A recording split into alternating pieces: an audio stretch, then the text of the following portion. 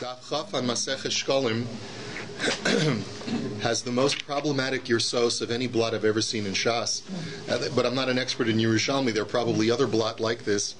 But there are so many variant Gersaos that we're going to have a tough time getting through a couple of different patches. But we'll try our best. Okay.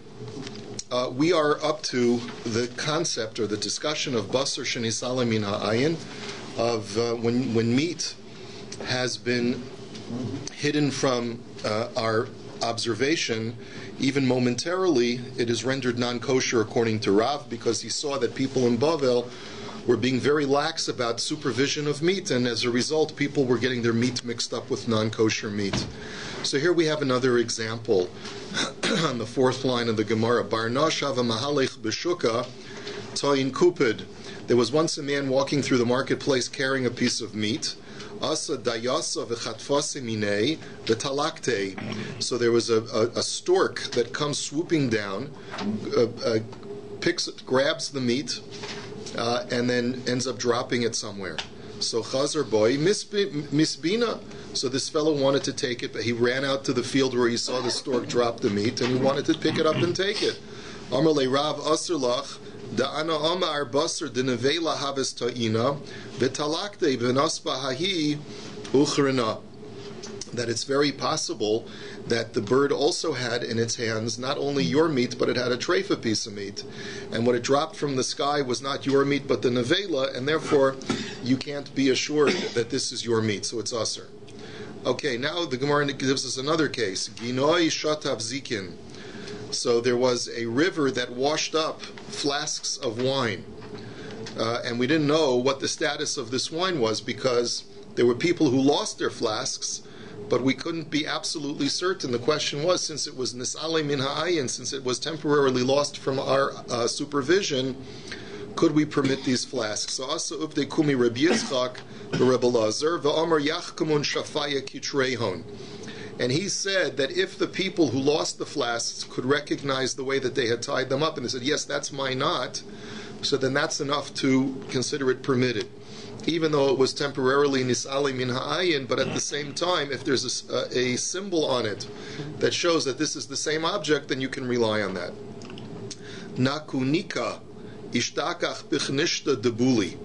There was some kind of container of wine that was found in the Beis HaKnesses in a place called Buli. Asa uvda kume Rabbi Yirmiyah. So they asked Rabbi Yirmiyah, what's the psak on this wine? Amar Yitzchak mun sakuraya avid tahon.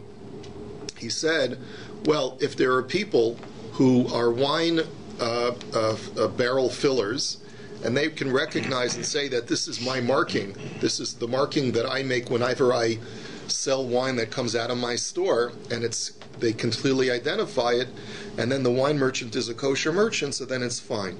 Then you don't have to be choshesh that it's from a non-kosher source. Same principle as basar shenisala min ha'ayin. Now we have another case. Geditzli ishtakach be'asarte de gufta. There was once a roasted lamb that was found in the streets of a place called Gufta, and this is a really public thoroughfare. It's a metropolis. V'hitiruhu mishum shnei dvarim, and the rabbis permitted it despite the fact that there were two potential impediments to permitting it: mishum metzia u'mishum rov mahalchei drachim.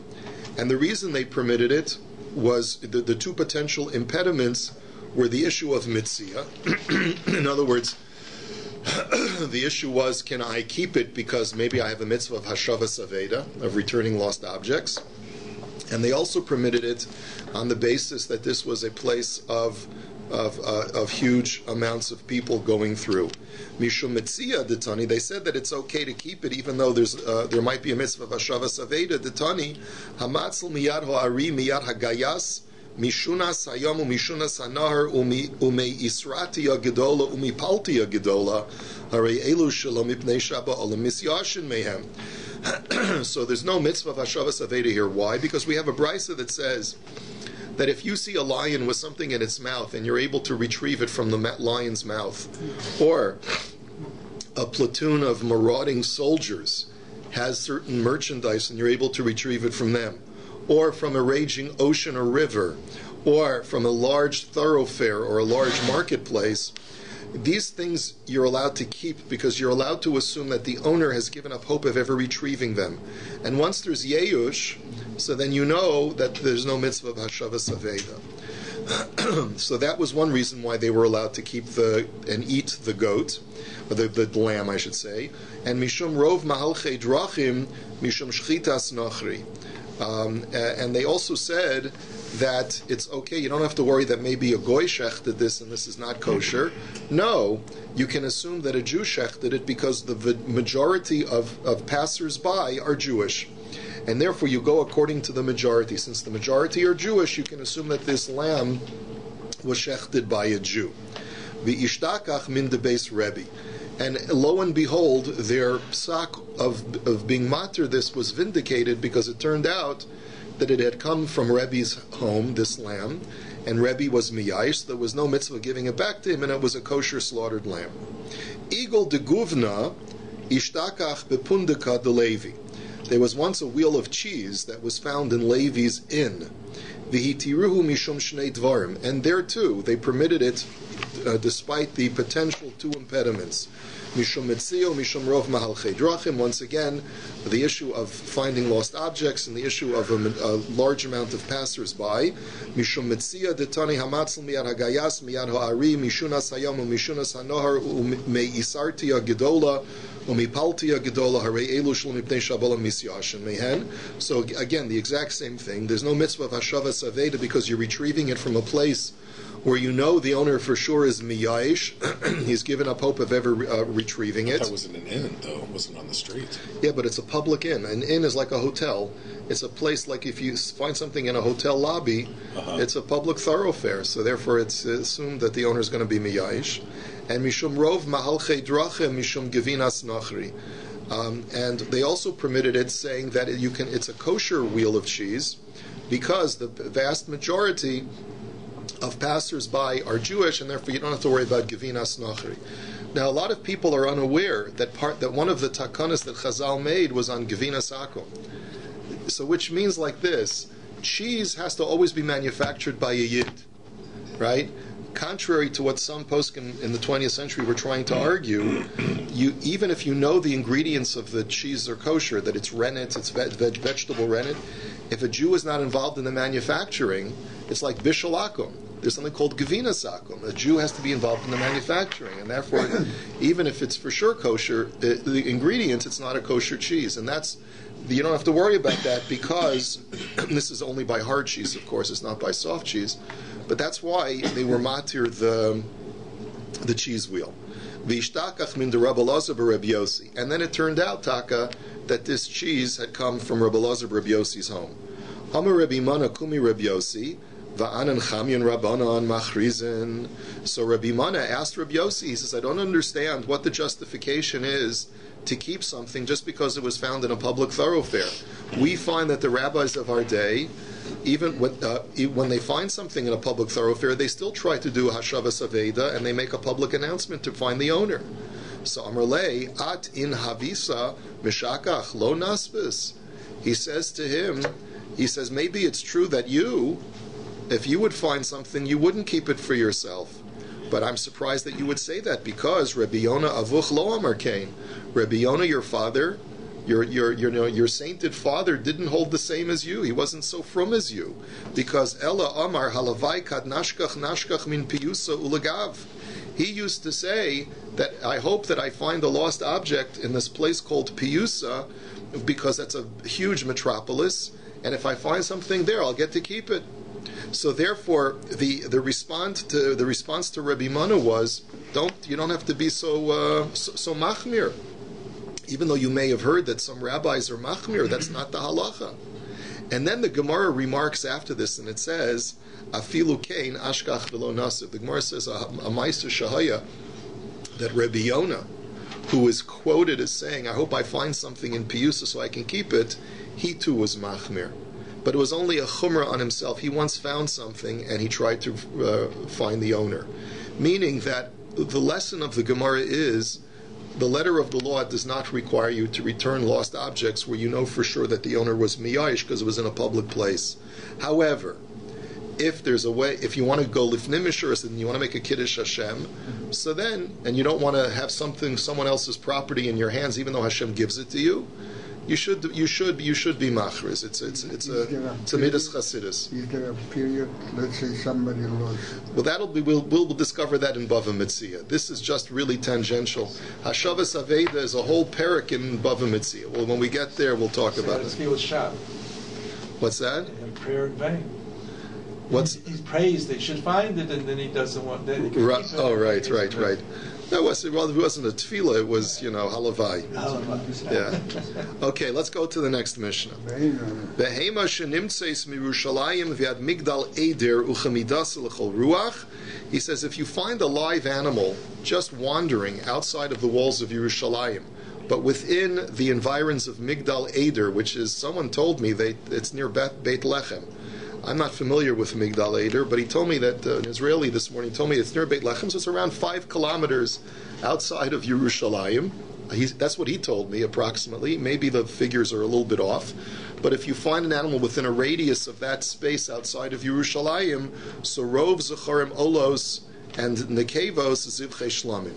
So then, Zecharim Olos Nekevos Zivchei Shlamim. He says if it's a male animal that you find, you assume that since it came from Yerushalayim, basically our assumption is this animal originated in Yerushalayim and it escaped and it's roaming around.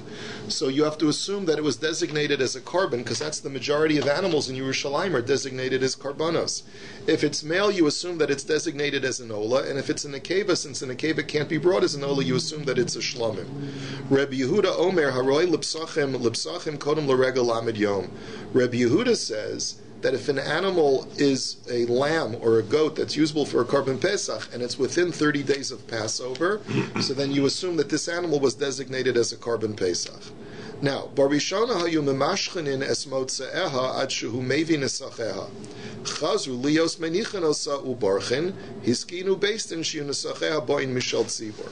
Originally, Based made a takan as follows: if you find an animal right outside the walls of Yerushalayim, you get a freebie. You'll be able to bring this korban, and basically we'll credit you with bringing a korban ola or a korban shlamim, and you're doing a mitzvah also.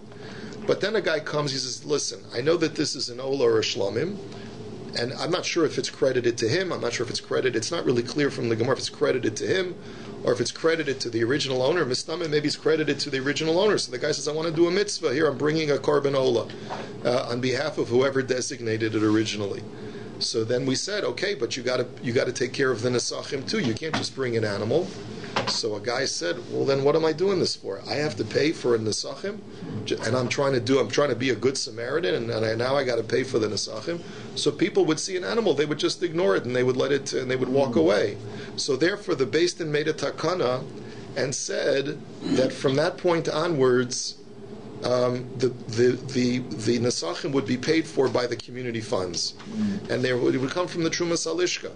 So Amar Reb Shimon, Zayin Dvarim Hiskinu Beis Din v'zeh echad mehen. There were 7 things that the Beis Din instituted in the same vein. This is one of them. Now let's look at the other 6. Nachri shesholach olaso mimedinas hayam v'sholach ima nesachim kraven mishalo v'imlav kraven mishal tzibor. We know that the Torah, the Psukim tell us that if a Gentile wishes to bring a nedava, a burnt offering as a voluntary offering, we accept it from him. He's supposed to send the nesachim as well. Let's say he only ships over the animal, but he doesn't ship over the nesachim, the flour, the oil, the wine. So b'di'evet, if he didn't do it, we're not going to reject his korban. We'll take his animal because he's from out of town, and the community will cover the cost. Mipnei darkei shalom, I would assume, just to keep the peace. B'chein ger shemeis v'hiniach zevachim im yesh lo nesachim kreven mishalo v'im lav kreven mishal tzibor. And similarly, if a person is a convert and he dies, so he doesn't have any relatives who can assume his expenses for him, and he leaves over an animal that was supposed to be brought as a korban, the only problem is there's nothing in his estate that would pay for the nesachim. So in that situation, the community pays for his nesachim so that his korban can be brought. Now the next thing they instituted was utnai Beis Din hu al kohen gadol shemeis shetehei minchaso kreva mishal tzibor. That according to the Chachamim, Beis Din made a rule that if a kohen gadol dies in the middle of the day. And we know a Kohen Gadol is supposed to bring an isaron of flour every day. He's supposed to offer half of it as a mincha in the morning, and half of it as a mincha in the afternoon. Let's say he dies in the middle of the day, and that we don't have time to assign a new Kohen Gadol to take his place, then the community has to pay for that mincha that is going to be brought ownerlessly in the afternoon. And Rabbi Yehuda Omer Mishal Yarshin. And Rabbi Yehuda says, no, it came from the heirs of the Kohen Gadol. They would have to take care of the purchase of that mincha for their father. Ushleima Haisa Kureva, and both agree that it had to be, even though the Kohen Gadol would bring a half of an isaron in the afternoon, but because they're not the actual Kohen Gadol, they have to bring a full asiri sa'efa, a full tenth of an ephah of flour. The Gemara will explain how we know this. Al hamelach v'al ha'etzim shiwa kohanim ne'osim. Another takana they made is that even though the wood and the salt in the storehouses of the temple are hektish, the Beis Din instituted the rule that the kohanim can get personal use from them. There's no me'ilah involved. Now, what would a kohen do with the wood and with the salt? He would get to eat the meat of a korban, but he would want to cook it. So he would need fuel to cook it in a pot, and he would need spices. So he's allowed to use the salt and the firewood of the Beis HaMikdash. But he can only do that for the leftover karbanos that he's eating. He can't do it, he can't do a weenie roast at the temple just because he's allowed to use the wood. Be'al hapara shelo yuhu mo'alin be'efara. They also made a takana that there's no me'ilah if a person uses the ashes of the para aduma for personal use. We'll see why in the Gemara. And they also, the final takana they made out of these 7 is that if a person dropped their money into the pushka for kinim, for birds, and then they left, so they assume that I'm getting my kapara by having one bird achatas and one bird anola, like we learned before. Let's say the Beis HaMikdash takes the coin and they purchase a pair of birds, and right before we're ready to put the bird on the to do the avoda with this bird, we discover that the bird is puzzle. It's missing a wing, it's missing a leg, something like that. So the halacha is that since this guy, we don't know where he is, we don't know how to find him, the community has to pay for that extra bird to replace the bird that's defective. And Rabbi Yossi Omer, ha-mesapek es hakinin hu mesapek es apsulos. Rabbi Yossi disagrees. And he says, no, the bird vendor has to make that good. When you're a bird vendor, then if anything happens to the bird, whether it happened before you sold it or even if it happened after you sold it, one of the stipulations that we make with bird vendors is you're going to make us whole. In the event that any bird is found to be defective, you've got to replace it and it's got to come from your pocket. Okay, the Gemara now says that this whole girsa of the next about 10 lines of the Gemara is extremely discombobulated, I guess is the best way to say it. And the Gra changes the entire landscape of the Gemara's Girsa. I'm just going to tell you outside what basically is going on in the Gemara as best as I can understand, as best as I can figure it out. What I believe is going on in the Gemara is now asking the following question. How can you tell me that if you find an animal outside of Yerushalayim, then you can automatically assume that if it's a male, it's an Ola, and if it's a female, it's a Shlamim? Because after all, just because most of the time a male animal is meant for an Ola, what if that male animal was designated as a Shlamim? A person can use either a male or a female as a Shlamim. What right do you have to assume that this male is an Ola? Maybe it's a Shlamim, and then it turns out that you're offering an animal that was meant as a Shlamim as an Ola. It's a completely inappropriate use of that korban, of that animal.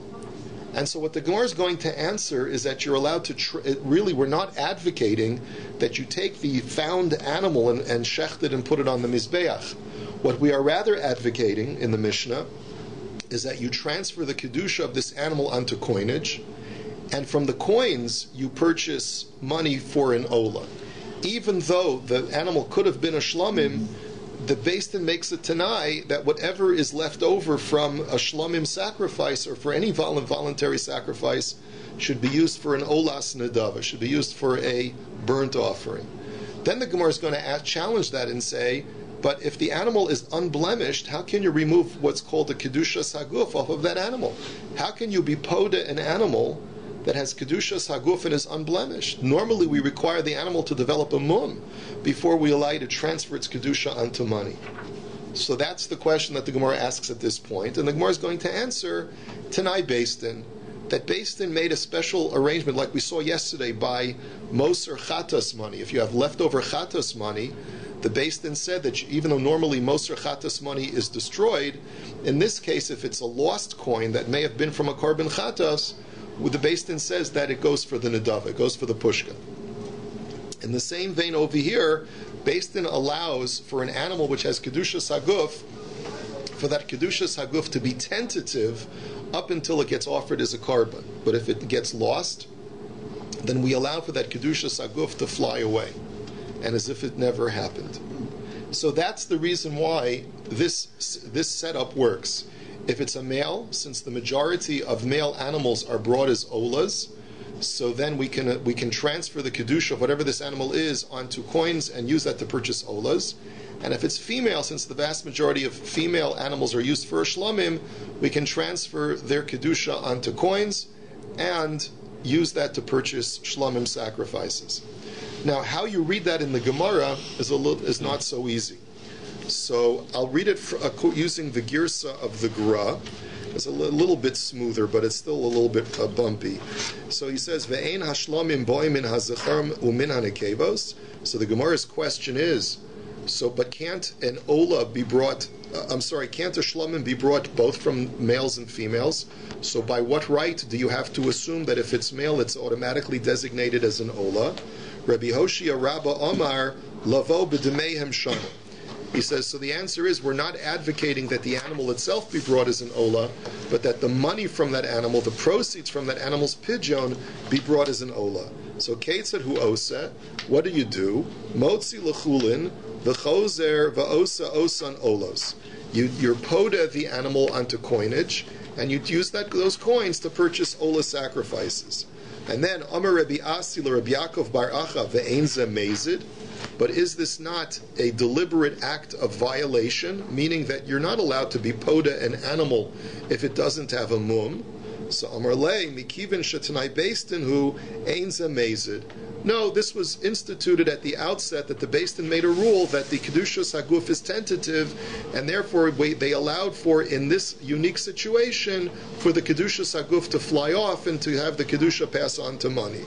Amalei Rabbi Yochanan, Omrim lo Adam, say uma'al bekodshim. So Rabbi Yochanan says, how can we tell a person to go and do an act of me'ila with kodshim? And again, this is still part of the of the question. All animals of the mizbeach, you're not allowed to redeem them as a behema tamima, as an unblemished animal. So therefore, what right do you have to do this? So ella holchin bahen achar harov, but rather what you do is you go after the majority. That it seems like they were hukdash for olos, because otherwise, why choose specifically a male animal? Imrov zecharim olos, imrov nekevos zivchei shlamim. The vast majority of animals that are male are olos. The vast majority of females that are karbanos are designated as shlamim.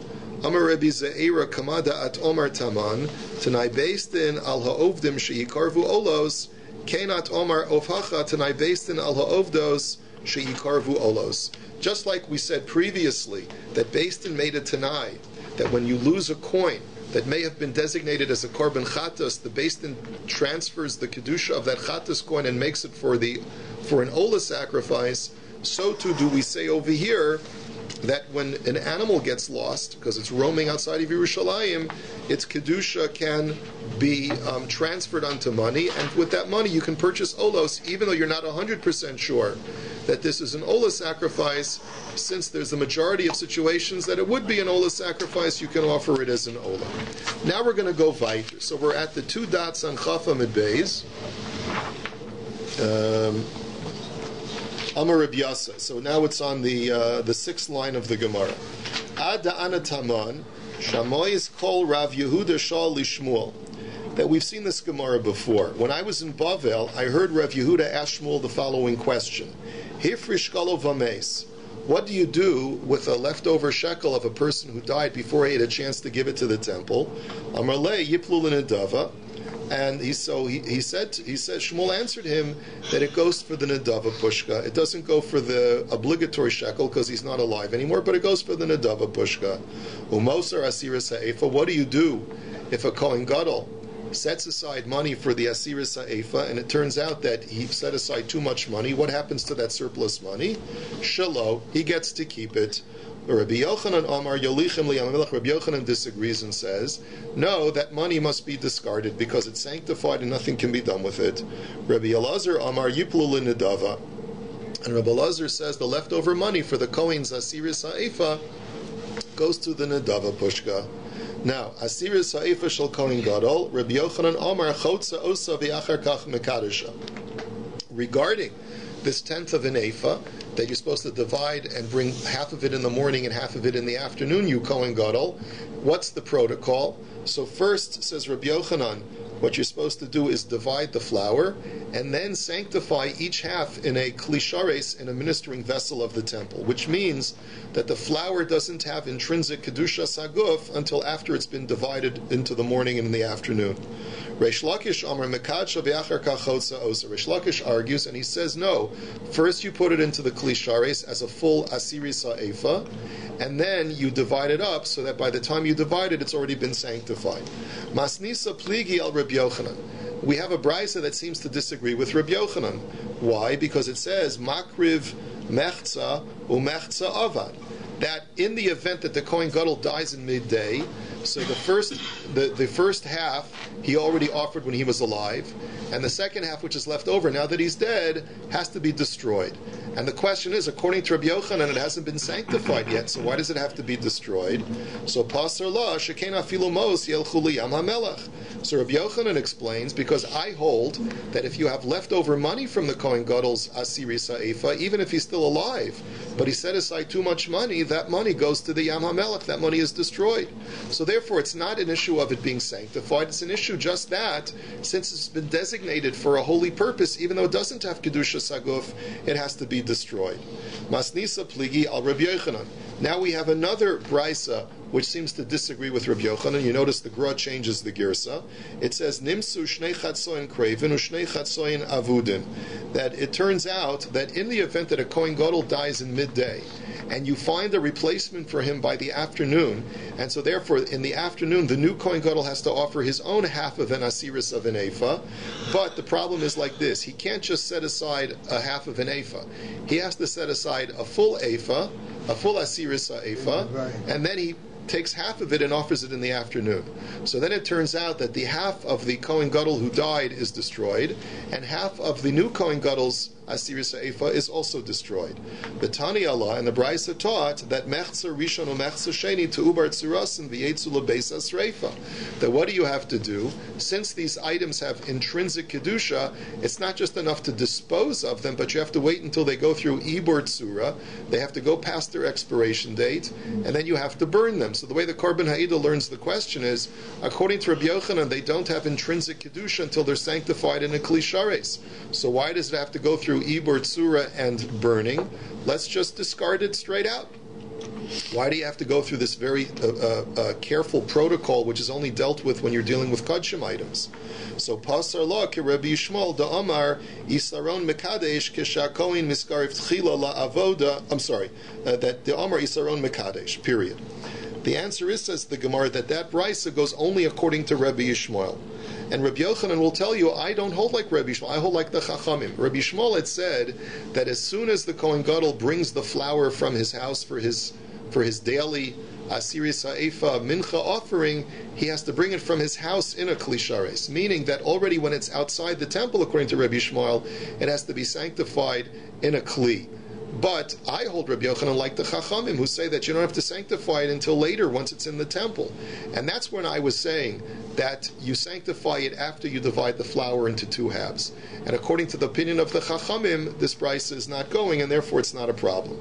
The next thing that the brisa says is Keshahakoin miskarif tchila la'avoda mevi asiras ha'efa shelo va'ovda biyado. This was a protocol that if you were working in the temple as a Kohen for the very first time in your life, you had to bring a special mincha of 1/10 of an ephah, and you had to offer it yourself. You couldn't just present it to another Kohen to do. This was your inaugural service. And this is sort of like your miluim. This is the way you were brought into the temple service. So now the Gemara's question is like this: Echad Kohen Gadol v'Echad Kohen Hedjot she'avdu ad shelo, or there's a statement ad shelo heviu asir sa'efa shelahem avodasan pisula. Once again, the Gemara changes the total girsa. That if whether you're a Kohen Gadol or whether you're a regular Kohen, so long as you have not brought your own personal mincha as your inaugural sacrifice, your service is invalid. So Rabbi Mana Boi. So Rabbi Mana on that basis asked the following question: Meimar bo bayom sheniskarif tchila la'avoda, bo bayom nismana lios kohen gadol. Mevi shtayim, echas lechinucho ve'echas lechovas hayom. He says it would stand to reason based on that statement. Let's say you have a young man who's never worked in the temple in his life, and all of a sudden the Kohen Gadol dies, and for whatever reason they decide to make him the Kohen Gadol. So it's his first day. He's never worked in the Beis HaMikdash in his life, and talk about rising up quickly up the corporate ladder. He skips all the steps to go from, and he goes straight from a zero to the Kohen Gadol. So on that day that he starts working, he'd have to bring 2 asirios. He'd have to bring his asira sa'ifa once, half in the morning, half in the afternoon as a Kohen Gadol. But first he'd have to bring his asira sa'ifa as his inaugural mincha. He'd have to do that himself. So now the Gemara analyzes the word tufine, which appears, it's a type of mincha. Tufine is a difficult word to translate. I think they call it griddle cakes in the English translation in the Chumash. But the question is, what does it mean, tufine? So bishas hava'a tufine, ve'ein b'shacharis tufine.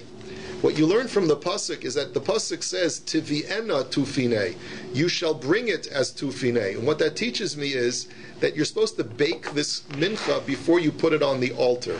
But what we learn from the pasuk is that it cannot be baked until it's time to bring the mincha, which means you can't bake it in the pre-dawn hours in order to offer it after dawn. You have to wait for dawn before you bake it, because everything about this mincha has to be prepared at the time when the mincha can be brought. So frak the Gemara v'hataninan he'emido ose chavisin la'asos chavisin, or he'emidu ose chavisin la'asos chavisin, that in the pre-dawn hours of temple service they would set up the man in charge of making the griddle cakes, or these flat cakes for the mincha. They set him up before dawn. So you see that it seems like you are allowed to bake them. So the Gemara answers, Amar B'chia bar Acha, or Ada, Lasos Chamin l'Rebucha, or l'Rakacha, different girsos. The answer is that they set up the guy who was in charge, the Kohen is in charge of baking these cakes, not to start baking them, but to prepare the water and to heat up the water in order to soften the dough. Meaning that you needed to have warm water in order for the menachos to be prepared properly, but that was what they set him up in the pre-dawn hours. But he couldn't actually start baking until dawn had arrived. So now the Gemara analyzes what the word tufine means. Rabbi Yasa b'shem Rabbi Chanina, mitagna ve'achar kach ofa osa. He learns that the word tufine means first you fry it, and then you bake it. Rabbi Acha b'shem Rabbi Chanina ofa osa ve'achar kach mitagna. He says no, first you bake it and then you fry it. Tufine te'afena na, Rabbi Omer te'afena na'eh, Rabbi Dosa Omer te'afena riba. And so there are different translations of what the word tufine means. Some say te'afena na, which means that first fry it a little bit so that it's not totally raw, and then bake it. Rebbe says te'afena na'eh, which means bake it first before it gets black from the frying, and then fry it. And Rebbe Dosa says te'afena riba, bake it multiple times, which means bake it, then fry it, and then bake it again. So asyan ilain palgivasa kihinin palgivasa, and their machlokis is like the following machlokis in the Brisa. Manda Omer te, or could be explained as follows: Manda Omer te'afena noeh, kemanda Omer oifa v'achar kach mitagna. If, or actually, kemanda Omer mitagna v'achar kach ofa. If you learn that it's te'afena na, excuse me. Sorry, let me just read it again.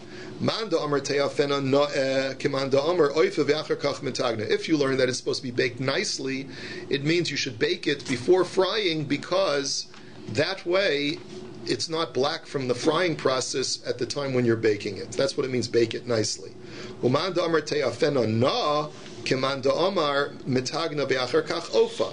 That if you learn that it's supposed to be baked, and then it's supposed to be fried. That's why he learns the word tufine is that you're supposed to a little bit fry it and then bake it afterwards. And lo sof davar shemeis ela afilu nitma va'afilu nitcha mimum. So now the Gemara switches again, and it says, not only if the Kohen Gadol dies do we have to have the community or his heirs offer the asiri sa'efa, the remainder in the afternoon, but even if the Kohen Gadol is still alive, but he develops a mum or he becomes tameh, then there too is the same halacha that the community has to be responsible for bringing a tenth of an ephah of a mincha in the afternoon in his stead. Tani Reb Yehuda Bar Pazi de Bardalia, which seems to be a place, or it could also mean that he had heard this statement from somewhere else. Vafilu nitcha mimum. That he also learned that on his own, that if the Kohen Gadol develops a mum, the community is responsible to make up his asiri sa'if in the afternoon. So now the Gemara asks, Minayin leKohen Gadol shemes velo minu Kohen acher tachtav shetei minchas ukreva mishal yarshim. The Brisa now says, how do you know that if a Kohen Gadol dies, and they didn't have a chance to appoint another Kohen Gadol in his stead, how do you know that his heirs have to bring the replacement asiri sa'if in the afternoon? Tamul Omar, Mibanav Ya'aseh Osa. The pasuk says, from his sons he shall do it. Yachol Yevi'ena Lechatzayim. You might think that they can only bring a half of the Asir Saifa, just like the father. Tamulomar Osa. Kula Amarti. Divrei Reb Yehuda. The Torah says Osa. Mibanav Ya'aseh Osa. Osa means the whole thing. And this is according to Reb Yehuda. And Reb Shimon Omer, Eina Ba'a Ela Mishal Tzibor. Rabbi Shimon disagrees, and he says, no, it's not from the heirs, it's from the whole community. You bring it from the Trumas Alishka. Shanamar Chok Olam. As the Pasuk says, it shall be an eternal statute. And the way the Korban Haida learns eternal statute is, Mimisha Habris Shalo, Misha Habris Karusalo, that it belongs, basically, the Torah is implying that since you're making an eternal covenant with God, then the money should come from God's bank account, not from the heirs of the Kohen Gadol's bank account. And so therefore, take it from the Trumas Halishka, because all of the money in the Beis HaMikdash belongs to Hashem. And then finally, Kalil Taktar, the Torah says it should be completely burnt. Kalil Lahaktara, it should be completely burned on the altar, meaning none of that flour gets to be eaten by any of the people who are bringing it. Now, let's just finish off. Kohen Gadol Shemes V'chulei, if the Kohen Gadol dies, so Rabbi Ba Bar Mamol Boi Michla Fashitse de Rabbi Shimon Taman Amr Mishal Yarshin V'hacha Amr Mishal Tzibor.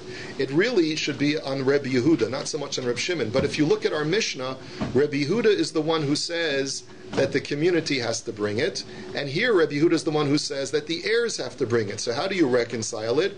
Amar Rabbi Chia Barba V'lo Yeos Hu Makshe.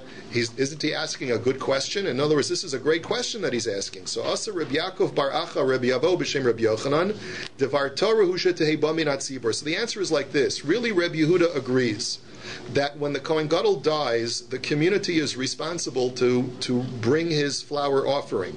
However, Kevin dechazi de kamitcha kalishka hayisi omer yigabul amin hayarshin. However, Rabbi Yehuda was noticing that at certain point in history there was a shortage in the lishka because they were spending money for all these other things and there was no money left. And so therefore he said that when there's no money left, you should take the money from the yorshim instead. But Kevin dechazi de pashiba hiskinu shetehei ba'a mitrumas halishka. But once he saw that the yorshim basically balked at having to do their responsibility of paying for it, he basically they made a rule that it should from then on come from the Trumas Halishka. I guess originally the Trumas Halishka was short, and basically he tried to change the takana therefore, but he said no, it's better to make sure that it comes from Trumas Halishka. They'll figure out how to get the money, but if you put it on the Yorshim, it'll never get done. We'll hold it here for today. Have a wonderful day.